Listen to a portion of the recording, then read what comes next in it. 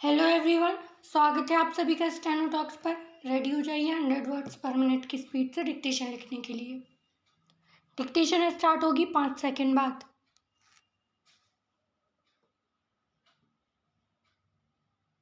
Railway निर्माण के समय लोगों को यह पहले पहले काले काले देव तथा दानव के समान मालूम हुए, परंतु शीघ्र ही अपनी उपयोगिता के कारण इन्होंने भारतवर्ष के कोने कोने में अपना अधिकार जमा लिया। अब तो किसी देश की सुख शांति व्यापार आदि का दारोमदार इन्हीं पर है। बिना इसके एक मिनट भी काम नहीं चल सकता। गांव-गांव तथा नगर नगर में इन रेलों के ठहरने के लिए स्टेशन बने हैं, जिनका प्रबंध करने वाले को स्टेशन मास्टर कहते हैं। रेलवे ट्रेन के चलाने वाले को ड्राइवर और इसकी देखरेख रखने वाले को गार्ड कहते हैं। Para change.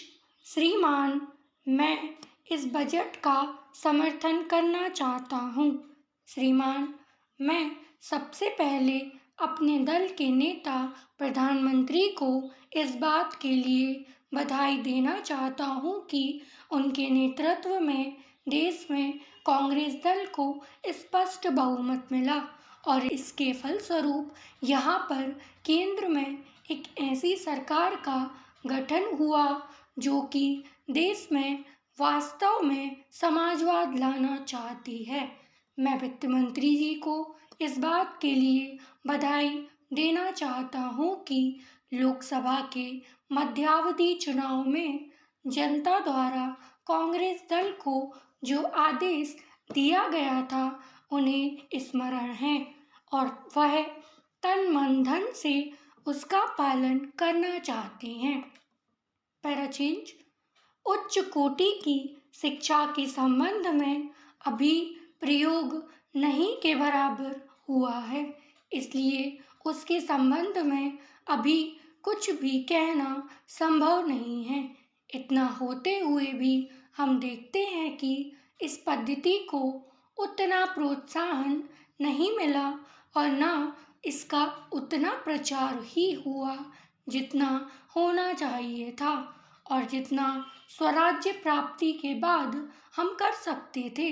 इसका कारण जहाँ तक मैं समझता हूँ यही है कि इसकी उपयोगिता प्रमाणित होने पर भी पुरानी पद्धति पर जो आस्था थी वह अभी दूर नहीं हुई है और इसी कारण शिक्षा के काम में जो लोग लगे हुए हैं उन्होंने इस विषय पर गहराई से चिंतन ही नहीं किया है। Para change. आमतौर पर बदलाव तब देखने को मिलता है जब किसी पर ईडी या ऐसी ही अन्य एजेंसी शिकंजा कसती है या कोई पुराना केस खुलता है।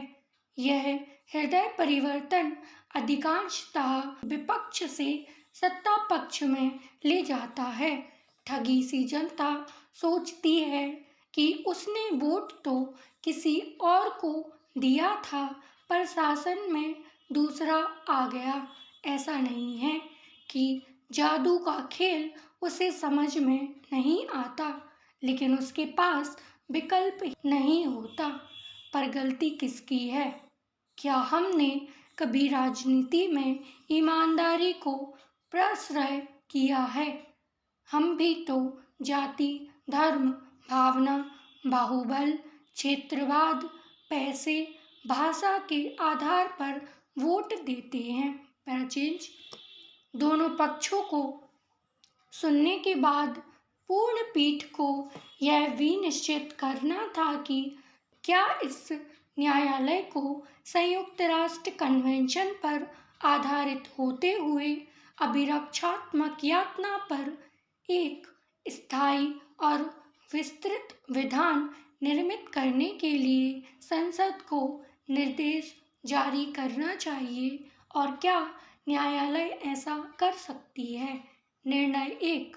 भारत में लिखित संविधान है जो सर्वोच्च है, जो राज्य की तीनों शाखाओं अर्थात विधायिका, कार्यपालिका और न्यायपालिका के शक्तियों, कार्यों एवं भूमिकाओं को विभाजित करता है।